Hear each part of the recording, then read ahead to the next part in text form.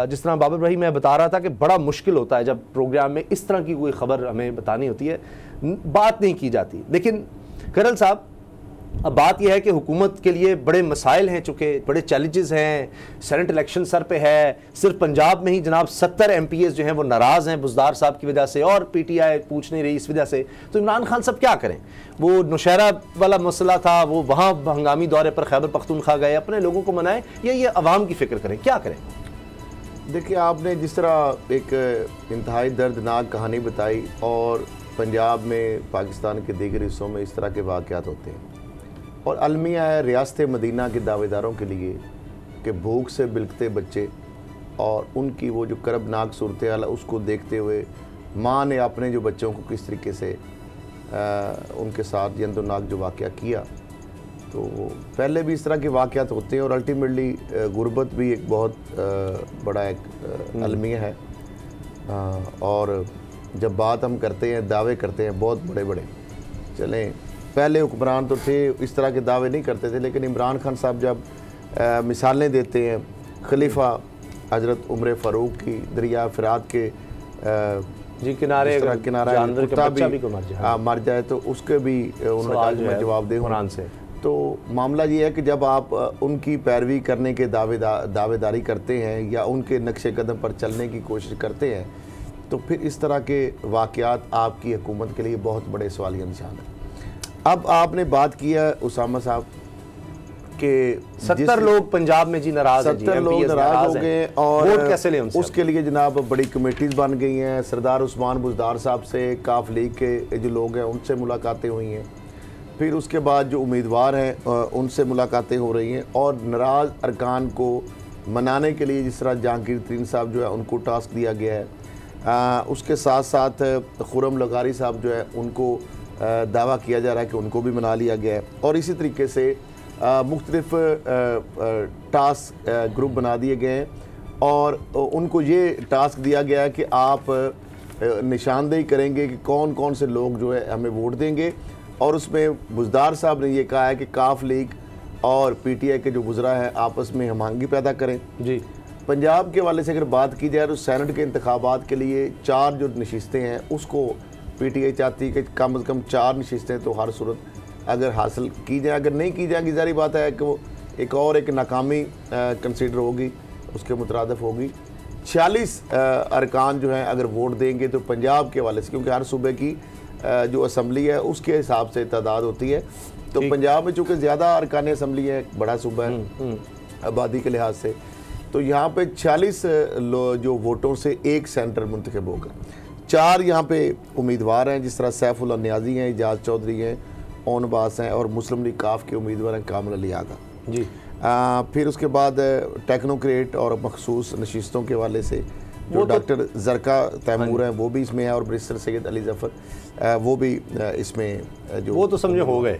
हाँ जी, वो तो सारी बात। अब आ गया अलीम खान साहब जो है उनकी मुलाकात हुई है, वज़ीर क़ानून राजा बिशारत और पंजाब असम्बली के रुकन अब्बास अली शाह साहब ने मुलाकात की। इसके साथ साथ कल वज़ीर आला उस्मान बुज़दार से चौधरी परवेज़ लाई स्पीकर पंजाब असम्बली और चौधरी मोनस लाई जो रुकन कौमी असम्बली है उनकी भी एक मुलाकात हुई है। अच्छा। उस मुलाकात के हवाले से भी यही है कि जो सामने बातें आई हैं कि उस्मान बुज़दार साहब ने यही कहा है, काफ लीग से उन्होंने मदद मांगी, और काफ लीग ने भी यही कहा है कि हमने अपना वर्क पूरा कर लिया है और हम पूरी तरह एक पेज पर है, PTI के साथ हम इत्तेहादी हैं, और सेनेट के इलेक्शन मुझे लगता है काफी कुछ खुश होगी, क्योंकि तहरीक इंसाफ पूरी तरह से उनकी साथ चल रही है। अपने MPs की इतनी बड़ी तादाद में वोट उनको डालेंगे, वरना उनके तो ज़ाहिर है आधे भी नहीं बनते 40 से। बाबर डोगर साहब, ये जो अब मार्का है ये इमरान खान साहब सर कर लेंगे? जहांगीर तरीन को भी एक्टिव कर दिया है, परवेज़ लाही साहब भी, गवर्नर, सबको लगा दिया। ये 70 अरकान जो हैं ये सारे मान जाएंगे? खुरम लगारी साहब को तो मना लिया है, दाऊद सुलेमानी साहब भी मान जाएंगे, सारे मान जाएंगे, या ये तादाद बढ़ सकती है? देखिए उसामा साहब, PTI ने तो जो बंदे दिए हैं वो तो पूरे हैं, क्योंकि उन्होंने अपनी सीटों के हिसाब से बंदे दिए, कोई इजाफी बंदा नहीं खड़ा किया। 3 सीटें जो है PTI ने अपने पास रखी हैं, 1 काफी को दे दी। 4 सीटें जो उनकी बनती थी पंजाब में, उनकी जो उनके वोटर्स हैं, जो उनके MPs हैं, उसके तनासुब से उन्होंने दे दी हैं। सही। PMLN ने अभी तक अपनी लिस्ट फाइनल नहीं की, शॉर्ट लिस्ट नहीं किया कि उनके कौन से कैंडिडेट जो है वो फाइनल हैं। जब उनकी लिस्ट फाइनल हो जाएगी तो उसके बाद फिर कहा जा सकेगा कि अगर तो PMLN भी अपने 3 बंदों को फाइनल करती है जी, तो 7 बंदे फाइनल होंगे, 7 ही सीटें, तो वो तो सारी बिला मुकाबले ही हो जाएंगे सारे। सही। और अगर नून लीग एक आधी सीट छोड़ देती है, ज़्यादा रख लेती है, फिर पंजाब में मुश्किलात जो है वो फिर सियासी जोड़ तोड़ जो है वो अपने अरूज को पहुंचेगा। अच्छा, कोशिश तो हो सकती है। देखें अभी तक जो मेरी इतलात है PMLN मेरा ख्याल है कि 3 ही कैंडिडेट अपने फाइनल करेगी, चौथे कैंडिडेट के लिए नहीं जाएगी। और अगर वो 3 कैंडिडेट फाइनल करती है तो फिर 7 के 7 फिर यहाँ पे इलेक्शन की जरूरत ही नहीं है। 7 सीटें हैं, 7 कैंडिडेट हैं, वो सारे जीत जाएंगे। पंजाब के हद तक शायद पैसा इतना ना चले। सर पैसा क्या, फिर तो बिला मुकाबले हैं, कैंडिडेट ही 7 है, 8वां कैंडिडेट कोई नहीं है। अपने अपने लोग वोट डाल दें कम से कम, ये ना करें कि जाए ना वोट करने के लिए। ये भी तो एक मसला हो सकता है ना, क्योंकि जी हमने वोट ही नहीं डालना किसी को, ये तो मसला हो सकता है। तो 7 ही बंदे जीते ना, समझ 8वां तो नहीं जीतना। तो 7 बंदे हैं, 7 ही सीटें, तो फिर इलेक्शन की जरूरत ही नहीं है ना, फिर तो बिला मुकाबला ही हो गए सारे। इसमें हारने वाला तो तुक ही कोई नहीं है। जो आखिरी नंबर पे जिसको 15 वोट भी पड़ जाएंगे वो आखिरी नंबर पे आ जाएगा, वो जीत जाएगा। तो 8वां अगर कैंडिडेट आ गया, अगर PMLN ने 8 कैंडिडेट दे दिए तो फिर 4 दे दिए, 4 दे दिए, हाँ मेरा मतलब 7 लोग मैदान में आ गए। मुकाबला होगा और फिर बड़ा जोड़ तोड़ जो है वो भी अरूज को पहुंचेगा। फिर पॉलिटिकल पार्टियों में दौड़ भी लगेगी, फिर सबको जो है वो अपने मेहनत करना पड़ेगी। और अभी तक जो मेरी इत्तलात है, मेरा ख्याल है कि PMLN 3 कैंडिडेट ही देगी, 4 कैंडिडेट नहीं दे रही। अच्छा, इसमें कोई इम्कान है कोई इत्तेहादियों को एडजस्ट करने का, या वो कहेंगे जी पंजाब में ना पीपल्स पार्टी ना फजलुर रहमान साहब आपका तो है ही कुछ नहीं यहाँ, तो आप तो छोड़ें, अगर कुछ चाहिए तो बलूचिस्तान और खैबर पख्तूनख्वा से मिल सकता है। सिंध में भी पीपल्स पार्टी का पूरा तरह से होल्ड है, तो वो भी वहाँ मेरा ख्याल है किसी और को, PDM में से किसी और को नहीं एडजस्ट करने के करेंगे या कर सकते हैं। बात है, अब देखिए ना, पीपल्स पार्टी को 40 बंदों की जरूरत है, अब 6-7 वोट उनके हैं, तो उनको तो सीट नून लीग कभी भी नहीं दे सकती। नहीं, वैसे भी देखिए एडजस्टमेंट तो हुई है ना। एडजस्टमेंट इस तरह से हुई है कि इस्लामाबाद में यूसुफ गिलानी को नून लीग वोट डाल रही है। पंजाब में जो पंजाब के कैंडिडेट्स हैं उनको पार्टी के 7 वोट पड़ जाएंगे। इसी तरह से जो KPK में, हाँ वहाँ पर मौलाना बलूचिस्तान, वहाँ पर जो जिस पार्टी की जितनी नशिस्तें हैं उस हवाले से उन्होंने उस तरह से कैंडिडेट एडजस्ट किए हैं। वहाँ पर मौलाना फजलुर रहमान में उनके पास सबसे ज़्यादा सीटें हैं, तो ज़्यादा कैंडिडेट्स उन्हीं के होंगे। अब बलूचिस्तान जो है वहाँ पर बाब में भी बड़ी टूट फूट है, वहाँ पर PTI में बड़ी टूट फूट है। वहाँ से कोई ANP काबीना का हिस्सा भी है सर, अवामी नेशनल पार्टी बलूचिस्तान में काबीना का हिस्सा भी है, वो तो उस हुकूमत में भी शामिल है, और यहाँ PDM में भी है। वहाँ की पॉलिटिकल डायनामिक्स बिल्कुल ही डिफरेंट है उसामा साहब। वहाँ पर कुछ नहीं कहा जा सकता कि कौन सीट निकालेगा कौन नहीं निकालेगा, वहाँ पर बड़ा सख्त मुकाबला है, वहाँ पर पैसा भी बहुत चलता है, ये वहाँ की रवायत रही है। लेकिन सबसे अहम इलेक्शन एक ही है, वो है यूसुफ गिलानी का। बिल्कुल सही बात, जो कि 1-on-1 हो रहा है हफीज शेख साहब के साथ। वहाँ पर क्या होता है कुछ नहीं, सबकी नजरें वहीं पर लगी हुई है। लेकिन एक जो सीट नून लीग के लिए सबसे अहम थी, जिसके बारे में मरीम साहिबा ने कहा ये कोई इंसान या एक शख्सियत नहीं है बल्कि ये एक नज़रिया है, ये एक सोच है, वो हैं परवेज़ रशीद। और उन्होंने कहा कि ये यानी हमेशा इनकी इज्जत रहेगी और ये हमारे साथ हैं, नून लीग कोई फ़र्क नहीं पड़ता। उनके कागजात नामजदगी की जो अपील उन्होंने की थी ट्रिब्यूनल में यानी हाई कोर्ट पर, तो वो भी अब रिजेक्ट हो गई है। तो अब बाबर डोगर साहब इनका क्या बनेगा? परवेज़ रशीद साहब बाहर आकर कह रहे हैं कि मुझे पता है मुझे किस जुर्म की सज़ा दी गई है और वो जुर्म मैं करता रहूँगा, मुझे उस जुर्म करने में मज़ा आता है। फिर उन्होंने ये कहा कि जी वो 95 लाख रुपया जो है वो तो 10 साल 11 साल से ठीक है, लेकिन मुझे तो कभी किसी ने नोटिस नहीं भेजा, मुझे मिला ही नहीं। वहाँ पर बताया गया, सारा रिकॉर्ड दिखाया गया कि उनको तो डिफेंस में गालिब उनका घर है, वहाँ पर नोटिस भेजते रहे, तो 48 घंटे में वो पैसे भी जमा नहीं कर सके। फिर उन्होंने कर्ज लेकर कोई 95 लाख जमा किया, लेकिन तब तक देर हो गई थी। तो ये क्यों नहीं बताया गया? पंजाब हाउस की गलती है, कोताही है, कम से कम उनको बताते तो सही कि हुजूर 95 लाख जब अब 5 लाख बन गया, अब 10 लाख हो गया, 50 लाख है। तो ये असद खरल साहब क्यों ऐसा होता है कि इतने जबरदस्त आदमी है साहब, एक मिनट, कोई उनके ऊपर इल्जाम नहीं है। 2 नोटिस हैं जो मेरे पास व्हाट्सएप में मौजूद हैं। अच्छा, ये वो नोटिस हैं जो परवेज़ रशीद साहब को भेजे गए।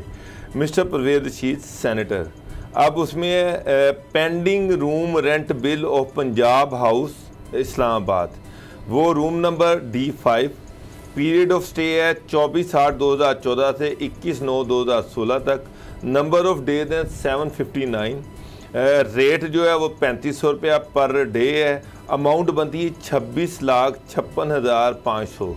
अच्छा जी, ये जो रूम है as per record available in this office your daughter miss Poonam Rashid stayed at Punjab House, Islamabad in room number D05 for the period detailed below। ये तो उनकी बेटी को ये नोटिस इशू हुआ है।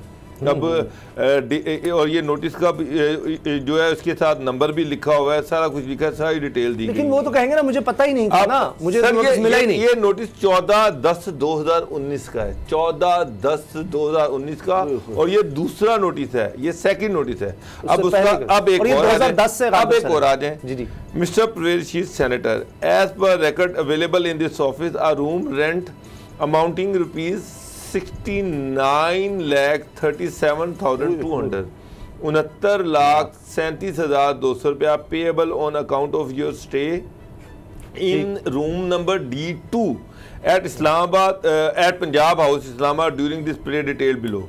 अब वो ये है कि जनाब इसमें कितने हैं, 16/1/2011 से 12/4/2011, 12/4/2011 से 3/8/2011 और 2/6/2013 से 24/5/2018। नंबर ऑफ डेज है 86, 111 और 1817, 86, 1111 और 1817। रेट जो है वो 2200 है, फिर 3500 है। अमाउंट वो जो मैंने आपको बता दी है। अब कुछ ही ले आए। अब ये जो रिकवरी है, अब ये 14/10/2019 का सेकंड नोटिस है। ये कि मुझे पता नहीं था। 2 नोटिस तो ये मेरे पास है जो आपको जारी हो चुके हैं, और 95 लाख की अमाउंट है। ये दोनों नोटिस जो हैं आपके घर में रिसीव करवाए गए। बदनीति ये थी कि आप जमा नहीं करवाना चाह रहे थे। 2019 को आपको ये दिए गए, 2021 में आप सच का इलेक्शन लड़ रहे हैं। याद पहले तो बात ये थी कि जब आप किसी जगह ठहरते हैं तो आप उसका बिल साथ और सेनेटर को ना पता हो कि यहाँ पर रेंट होता है, सेनेटर को ना पता रेंट होता है, कोई अदा कर नहीं। एक बंदे को 2 नोटिस भी आ चुके हों और उसके बाद वो कहेगा जी मुझे तो पता ही नहीं था। आप अच्छा, लॉ ये कहता है कि जब आप अपना सेनेट का नॉमिनेशन पेपर जमा करवा रहे हैं तो आपके खिलाफ कोई पेंडिंग लायबिलिटी नहीं होनी चाहिए। ठीक, आपको अपने खिलाफ सारी पेंडिंग लायबिलिटीज जो हैं वो सेनेट के नॉमिनेशन पेपर जमा करवाने से पहले क्लियर करवानी पड़ती है। सब्सक्राइब करें और बेल दबाएं ताकि कोई खबर रह न जाए।